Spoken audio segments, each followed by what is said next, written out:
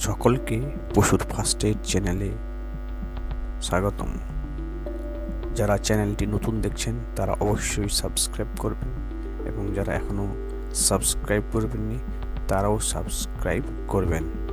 আজকের যে টপিকটি বা আজকের যে বিষয়টি সেটি হচ্ছে নবজাত যে ছাগল বাচ্চা হয় তার যত্ন আমরা কেমন করে নেব। ছাগল বাচ্চা জন্মের পর কয়েকদিন পর্যন্ত বিশেষ যত্নের প্রয়োজন হয়।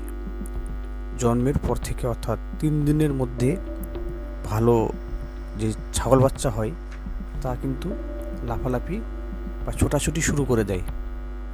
আমরা যদি বিজ্ঞানসম্মতভাবে যত্ন ও পরিচর্যা না করি তাহলে কিন্তু অনেক ছাগলের যে বাচ্চা হয় মারা যায়। আপনারা গ্রামগঞ্জেও সেটি লক্ষ্য করেছেন।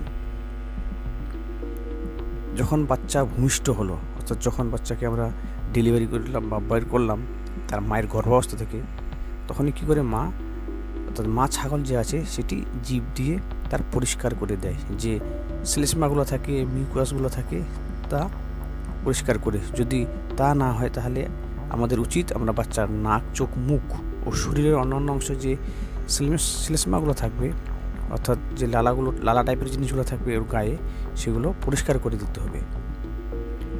এবার নাকের মধ্যে যে শ্লেষ্মাগুলো থাকে সেগুলো যদি জমা থাকে তাহলে কিন্তু শ্বাসকর্য সমস্যা হয়। সেক্ষেত্রে আমরা কি করব, জন্ম হওয়ার পর থেকে যদি আমাদের শ্বাসকার্যের কোনো সমস্যা হয় জন্ম হওয়ার পরেই, তখন পিছনের পা দুটো ধরে তুলে রাখবো। যেমন আপনারা দেখেছেন যে মানুষের বাচ্চা বা মাদের যখন বাচ্চা হয় তখন কী করে পিছনের পা দুটো ধরে বাচ্চাগুলোকে একটু উঁচু করে রাখি, ঠিক সেভাবেই আমরা পিছনের পা দুটো ধরে উঁচু করে রাখবো এবং কি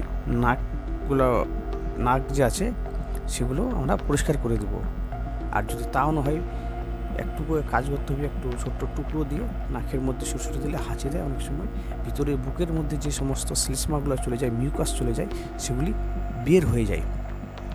এইভাবে কিন্তু আমরা তা পরিষ্কার করবো তা হাঁচির মাধ্যম দিয়ে। এবার কি করব, যে নেভাল কোড অর্থাৎ জন্মের পর দেখেন যে বাচ্চার যে নাভি আছে সেখানে একটা শিরা বা ভেনের মতন মোটা জাতীয় জিনিস থাকে, যেটাকে নেভাল কোড বা নাভিরজ্জু বলা হয়। সেটাকে কিন্তু আমরা যদি না ছিন্ন বিচ্ছিন্ন হয় তাহলে আমরা কি করব, জন্মের পরে সেটাকে আমরা আড়াই যে সেন্টিমিটার হয় সেই মাপ নিয়ে ভালো করে জীবাণু মুক্ত করে যে ব্লেড হয় সেগুলো দিয়ে বা কাঁচি দিয়ে কেটে দেবো আমরা। কাটানোর পরেই কিন্তু আলটিমেটলি আমাদের ওখানে টিংচার আয়োডিন লাগিয়ে দেবো। শীতকালে কি হয় যে অনেক সময় বাচ্চাগুলো ঠান্ডার জন্য কিন্তু অসুস্থ হয়ে পড়ে। এই সময় আমরা যত সম্ভব তাড়াতাড়ি আমরা সেগুলিকে অবশ্যই আগুন জ্বালিয়ে বা যদি বাল্ব থাকে তাহলে ওই বাল্বের সাহায্যে একটু গরমের ব্যবস্থা করব। আর মায়ের যে দুধ অর্থাৎ প্রথম যে দুধ খাওয়াবো তখন আমরা কি করি, আমাদের উচিত প্রথম দুধটা খাওয়ানোর আগে বাট ও পালানকে পটাশিয়াম পারম্যাঙ্গানেট দিয়ে ভালো করে ধুয়ে পরিষ্কার করে দিয়ে তারপরেই কিন্তু প্রথম দুধ অর্থাৎ কলস্ট্রাম মিল্কটা খাওয়ানো উচিত, যেটাকে বলা হয় গাজলা দুধ।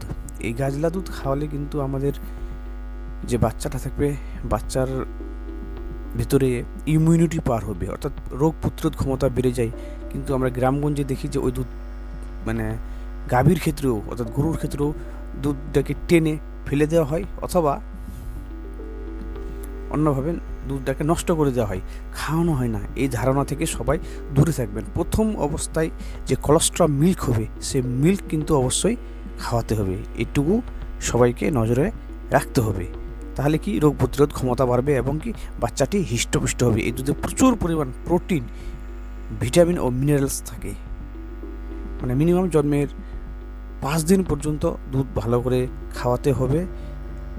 এভাবে 2 মাস অবধি ছাগলের মায়ের সঙ্গে বাচ্চাকে রাখবেন, তারপরে আপনারা আলাদা করে দিতে পারেন এবং যে বাচ্চাটিকে ভালোভাবে একটু যত্ন নিতে হবে, অর্থাৎ পরে ধীরে ধীরে একটু সবুজ খাদ্য খাওয়ানোর দিকে লক্ষ্য রাখতে হবে। আজকের ভিডিওটি এই অবধি। যদি ভালো লাগে অবশ্যই লাইক, শেয়ার, কমেন্ট করবেন এবং সাবস্ক্রাইব করবেন। সবাই ভালো থাকবেন, ধন্যবাদ। আর একবার রিকোয়েস্ট করছি, প্লিজ সাবস্ক্রাইব করবেন।